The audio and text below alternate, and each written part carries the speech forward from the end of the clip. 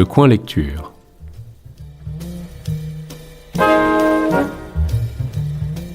Présenté par Emmanuel Dufour.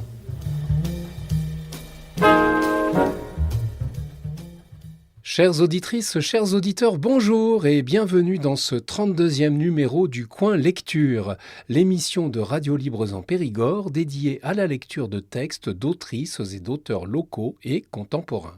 Aujourd'hui, nous allons découvrir un extrait du dernier roman de Villerval. Villerval, auteur dramatique et romancier, est né à Lens, dans le Pas-de-Calais, et il vit en Dordogne depuis 2003.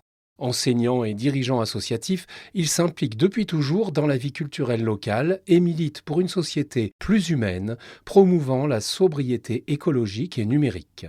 Son premier roman, Comme un papillon qui s'est brûlé les ailes, a été publié aux éditions Lucien Souni, son deuxième Fou de rage aux éditions Hervé, et l'extrait que je vais lire est tiré de Sec qui sera publié aux éditions Alter Réal en février 2026.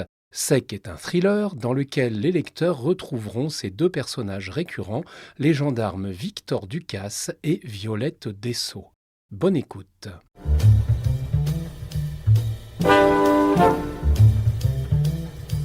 Le maire grimace en regardant les contenants plus ou moins volumineux dont se sont munis les villageois. Si on fait un calcul rapide, on se rend compte qu'il va y avoir des mécontents. 2 citernes de 15 mètres cubes à diviser par 3000 habitants, cela ne fait jamais que 10 litres d'eau potable par personne. En plus, il va falloir compter sur la bonne foi de chacun. Celui qui annoncera qu'il a 6 membres à la maison emportera 60 litres. Seuls d'éventuels voisins pourront le contredire. Il est possible, et même probable, que les derniers ne pourront pas être servis. Quand ils s'en rendront compte... Et demain sera pire, car tous seront alors au courant qu'il y en a qui trichent au détriment des autres. Comment faire ? Les services de la mairie n'ont pas eu le temps de calculer le nombre de résidents par habitation et de faire parvenir le bon nombre de tickets de 10 litres par famille. À vrai dire, le maire n'en a même pas encore donné l'ordre. Jusqu'à ce matin, il espérait que le propriétaire du captage, après avoir fait constater son droit, aurait ouvert les vannes et serait venu le rencontrer. Et cela ne s'est pas produit. Maintenant, il doit prendre ses responsabilités. Il grimpe sur une citerne pour être bien visible et parle à travers un porte-voix. « Mesdames et messieurs, vous avez constaté comme moi que l'eau courante n'est pas revenue et que nous allons devoir distribuer une première aide d'urgence. Je dis première, car je n'ai aucun élément qui me permette d'affirmer que la situation va évoluer favorablement dans les prochaines heures. Je n'ai aucune réponse à mes messages de la part du propriétaire de la parcelle sur laquelle se trouve le captage, qui jusqu'ici alimentait notre commune. Avec monsieur le préfet, dans le temps court qui nous est imparti, nous avons pu réunir ces 2 citernes. Chaque personne, adulte ou enfant, jeune ou âgé, a droit à 10 litres par jour. » Des voix l'interrompent. « Et mon chien ? Mes chats ? Mes poules ? Mon poisson rouge ? Je vous en prie, je parle des humains. Et ma belle-mère, ça compte pour un humain ? Et toi, le naine ? Depuis quand t'as besoin d'eau ? Tu te laves jamais et tu bois que du picrate !» Un éclat de rire secoue la foule. Le maire s'essuie le front. Il préfère cette humeur bon enfant, pourvu que ça dure. Il reprend. « Je vous en prie, laissez-moi finir. Pour ce qui est du naine, je crois déjà l'avoir vu certains matins prendre un café salé ou 2. Il lui faut donc de l'eau aussi, au cas où. Juste un flacon alors à mettre dans l'armoire à pharmacie en cas d'urgence !» Un nouvel éclat de rire couvre un temps la voix du maire, qui reprend ses explications. « Pour quelques jours, puisque nous avons la chance qu'il pleuve, je vous recommande d'abreuver vos bêtes avec de l'eau que vous pouvez récupérer ailleurs, sans qu'elle soit garantie potable. D'autres citernes visiteront les exploitations pour les animaux d'élevage. J'insiste sur le fait de ne pas dépasser la ration à laquelle vous avez droit, sinon tout le monde ne pourra pas être servi. En tout cas, ces premiers jours, je sais pouvoir compter sur votre sens civique. Cette situation ne durera pas. Je crains tout de même que ces tout prochains jours nous soyons contraints de la même façon. Je vous tiendrai informé au fur et à mesure de l'évolution de la situation. Merci. » Encore quelques rires, mais aussi des grognements et des cris ponctuent un temps l'intervention de l'élu, tandis qu'il redescend de sa tribune improvisée. Le major du jardin se dresse à ses côtés. Le policier municipal, qui connaît à peu près tout le monde, se tient au début de la file. Il prend soin d'accueillir chacun par son patronyme. C'est aussi une façon de limiter les fraudes. Près des citernes, un agent de la commune distribue l'eau au plus juste, sauf qu'il jauge à l'œil. Comment faire autrement? Il se base surtout sur une estimation du volume du contenant qui lui est présenté. Les gendarmes patrouillent d'un air nonchalant le long de la foule. Surtout, ne pas donner l'impression que les autorités ne font pas confiance à la population. Gégé et Choupette reviennent de la cafétéria. Ils assistent à cette scène surprenante où une foule, plutôt disciplinée, fait la queue avec dignité pour un peu d'eau. Ça leur rappelle des images de malheur et de détresse. Ils trouvent ça poignant. Ils s'avancent vers Dubois qui se tient près de leur vélo. Gégé lui tend un gobelet de café. Le gendarme, contrarié, refuse d'un signe de tête. Gégé insiste en lui démontrant que le major, trop occupé avec le maire, ne peut le surprendre. Choupette remplit la même mission auprès de Dessau. Violette et Thierry boivent avec un évident plaisir ce café offert, quoique déjà un peu refroidi. « C'est la première fois, mon Gégé, que je te vois aussi sympa avec des gendarmes. » Et ils se sont montrés plutôt cool et on les a bien fait chier, faut reconnaître. Appuyés contre leur bécane, ils regardent défiler la foule comme des vaches contemplent le train qui traverse l'horizon. Ça leur fait une occupation. Ils détaillent et commentent tout. Les divers récipients, les vêtements, la forme des silhouettes et les expressions. Et puis arrive le moment fatidique où les citernes sont vides alors qu'il reste des habitants à servir. Pas beaucoup en fait, ça aurait pu être pire. Elles sont 5, que des femmes, avec des fichus bariolés à se regarder dépitées. À l'évidence, ce ne sont pas les plus vindicatives, plutôt des timides, de celles qui ne se sentent jamais à leur place, qui ne sont jamais assurées de leurs droits, qui s'excusent plutôt qu'elles ne réclament. Toutefois, le maire réagit bien. Il demande à l'agent municipal de prendre leur nom et adresse et promet que la citerne qui aura porté l'eau aux élevages passera dans la journée à leur domicile. Puis, suivi du major, il pénètre dans la mairie toute proche. Les gendarmes dans la camionnette repartent aussitôt. Thierry et Violette attendent qu'il n'y ait plus personne sur la place. L'employé communal achève de relever les coordonnées de ces pauvresses restées bredouilles. Il marmonne dans sa barbe. Seulement après les gens normaux et les animaux, l'eau pour les Romano. « Et pour les fachos, c'est de la salaud » s'écrie Gégé. L'autre se retourne, mauvais.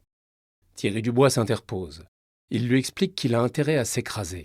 Si ses propos discriminants venaient à être rapportés au maire, il serait probablement viré.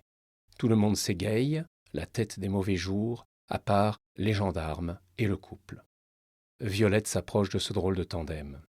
« Vous avez un nouveau copain, je crois. »« C'est comme ça. Mon Gégé peut pas supporter l'injustice, le racisme ou la bêtise. »« Et vous n'avez pas eu d'eau non plus, » note la gendarme. « Oh, nous, c'est pire que les Romano, on n'existe pas, on nous calcule jamais. »« Nous, je crois qu'on vient après les chasses d'eau, » remarque Gégé. « C'est parce qu'on fait chier. »« Ça, on peut pas dire, » avoue Thierry, un sourire en coin. « Faites pas attention à ce qu'il dit, » corrige Violette. « Vous comptez rester un peu ? Au moins cette nuit, il faudrait qu'on trouve une prise pour nos batteries d'ailleurs. Est-ce que vous savez où on peut se poser après ? » « Il y a un camping dans le coude de la rivière, là-bas, » renseigne Thierry. « Il faut payer ? » ?»« Bien sûr. Vous connaissez quelque chose de gratuit, vous ? L'air, l'eau des ruisseaux, les espaces publics ? Sinon, il y a le chemin de halage au-delà de la zone habitée, précise Violette. C'est trop éloigné. Je sais que nous sommes paradoxaux, mais nous aimons être à l'écart tout en restant avec les autres. Sinon, est-ce qu'il y a des chemins balisés un peu jolis par ici ? En attendant que nos vélos se rechargent, ce serait bien de faire une balade, non, Choupette ? Tant qu'il y a du tabac, on va où tu veux. Vous pourriez monter sur la colline par le sentier qui démarre après la caserne des pompiers.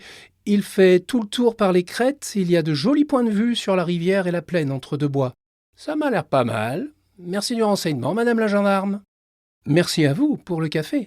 Ce n'est pas souvent que nous faisons l'objet d'attentions aussi chaleureuses. Pourtant, il aime pas la bleusaille, je peux vous le dire.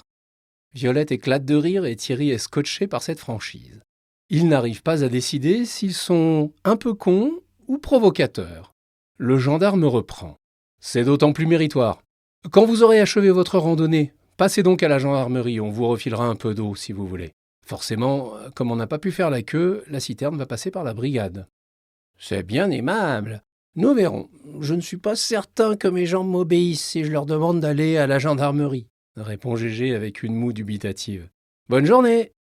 Après avoir rangé à nouveau leur vélo sous la halle, dans un coin où une prise est disponible, le couple se met en marche vers les vieilles rues du bourg sous le regard mi-amusé, mi-interrogatif des gendarmes. Chapitre 4.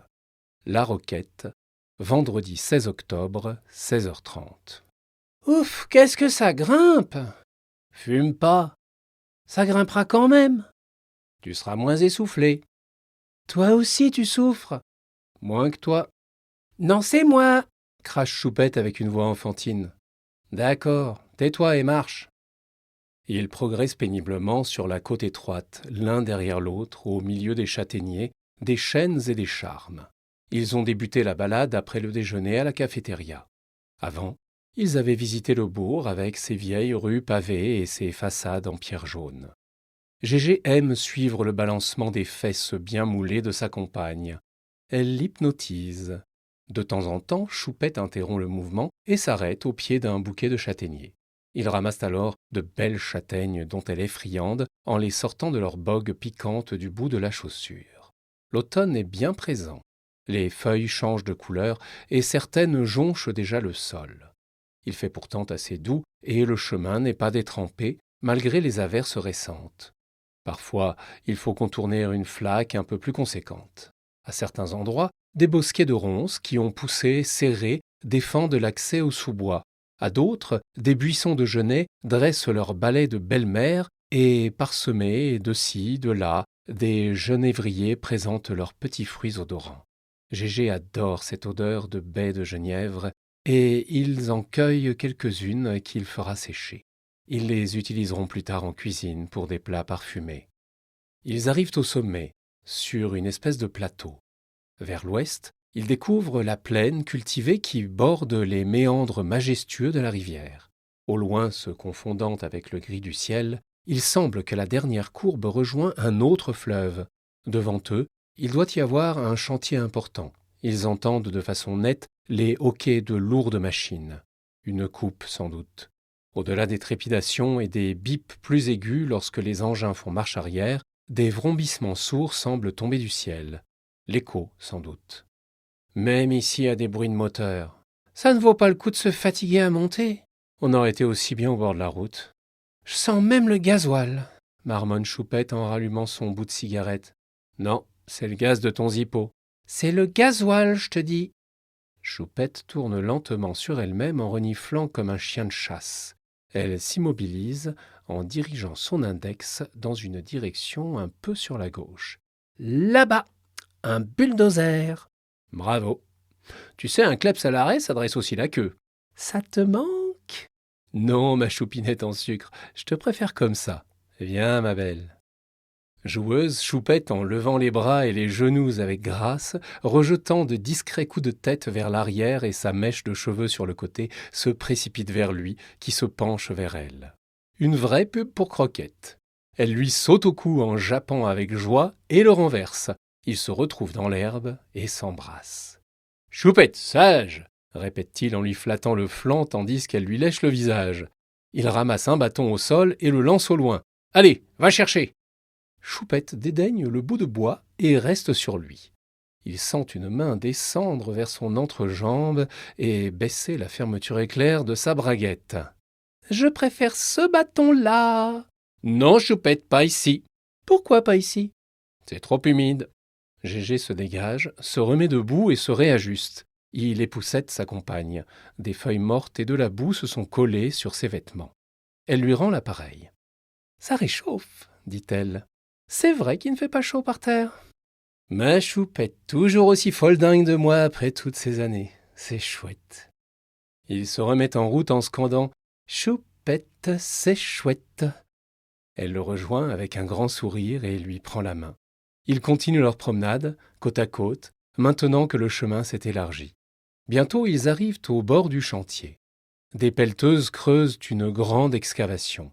Un panneau les renseigne sur la nature des travaux.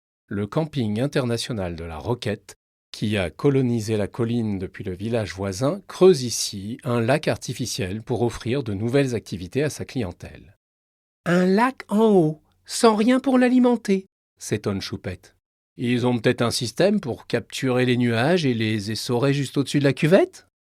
Toujours aussi poétique, mon Gégé. Mais je ne pense pas que les propriétaires de ce goulag à touristes le soient. Ils ont sûrement trouvé une solution plus pragmatique. Ils ont dû prévoir d'amener l'eau d'une manière ou d'une autre. C'est ça, les grands entrepreneurs, ils savent faire. Moins il y a d'eau, et plus ils en consomment. C'est la fameuse théorie du ruissellement. Tiens, regarde. Tout le monde n'est pas d'accord. À la limite du chantier, tourné vers une clairière qu'il s'apprête à traverser, il y a une banderole sur laquelle s'éclatent des lettres en rouge « Non au pompage de l'eau préhistorique » signé Association de défense de la nature de Nouvelle-Aquitaine, AD2NA. C'est quoi de l'eau préhistorique? De l'eau minérale, de l'eau de l'âge de pierre, quoi. Ça se boit? En tout cas, ça a l'air de pouvoir se pomper. Ils ont un truc avec l'eau dans le coin. On va pas traîner ici, Choupinette. Demain, on se barre. Je suis d'accord. Sinon, je te connais, tu vas vouloir y mettre ton grain de sel. Pris d'un mauvais pressentiment, ils se mettent à marcher plus vite, l'un derrière l'autre, parce que les ornières profondes creusées par les larges chenilles rendent malaisée une progression de front. Ils ont fait à peine 300 mètres dans la descente que, sur leur gauche, ils entendent des branches craquer et des fourrés éclater. Le sol tremble sous leurs pieds et ils s'immobilisent. Ils font bien. Avec des grognements sourds, un solitaire haut jusqu'à la taille traverse 1 mètre devant eux. Ils l'ont échappé belle. Les sangliers mâles ont la réputation de ne jamais dévier la trajectoire de leur course. Un pas de plus et ils se seraient fait piétiner. Belle bête! Tu crois qu'il a un train à prendre? C'est par là la gare? Gégé hausse les épaules. Ils se remettent à avancer mais restent aux aguets. Ils finissent par arriver sur une vicinale qui longe une immense exploitation de noyers.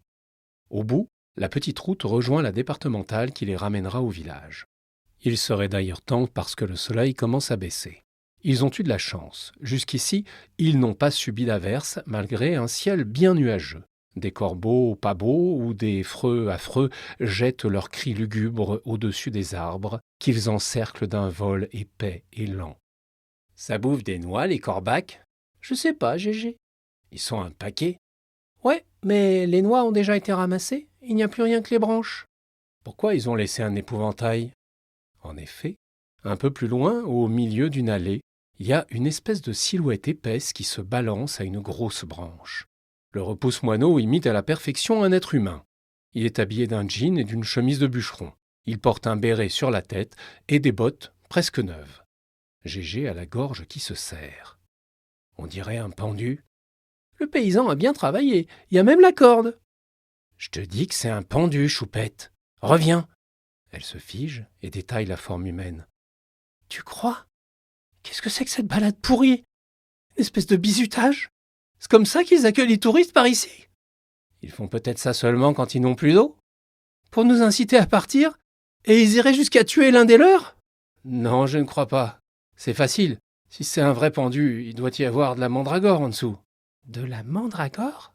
C'est une plante magique qui s'abreuve du sperme des suppliciés. Et ça ressemble à quoi, une mandragore? Je sais pas. Viens vite, courons! S'exclame soudain Choupette. Qu'est-ce qu'il y a? Cours! Gégé ne cherche pas à comprendre et file derrière sa compagne qui accélère encore en coupant à travers la plantation vers la départementale. Cette fois, il ne lorgne pas son cul, il s'efforce juste de ne pas se faire distancer. Qu'est-ce qui l'effraie à ce point? Après l'intersection, ils poursuivent leur course sur plusieurs centaines de mètres avant de s'effondrer, cassés en deux, un point aux côtés à la recherche de leur souffle. Gégé croit mourir. Il y a longtemps qu'il n'a pas galopé de la sorte. Qu'est-ce qui lui a pris? Il lève vers elle des sourcils interrogatifs et attend qu'elle puisse parler. Dédé. Des quoi? C'est Dédé. Qui? Le gars qui t'a cherché des noix hier. Celui que t'as balancé par la vitrine? Elle opine. Il s'écroule par terre. Que va-t-il se passer maintenant? Qui va les croire s'ils se présentent à la gendarmerie en disant avoir trouvé, par hasard, dans un arbre, le corps d'un mec qu'ils ont défenestré la veille? Ma pauvre Choupette, on dit rien, on récupère nos vélos et on se tire.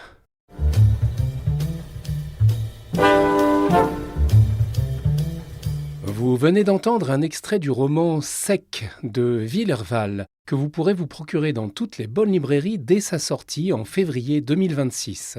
C'est tout pour aujourd'hui. Je vous rappelle que si vous souhaitez me recommander des autrices et auteurs locaux et contemporains, vous pouvez contacter RLP par mail à l'adresse radiolibresenpérigord@gmail.com ou par téléphone au 05 53 46 80 24 où vous pourrez laisser un message en précisant le nom de l'émission Le Coin Lecture. Merci de votre écoute et à la prochaine fois.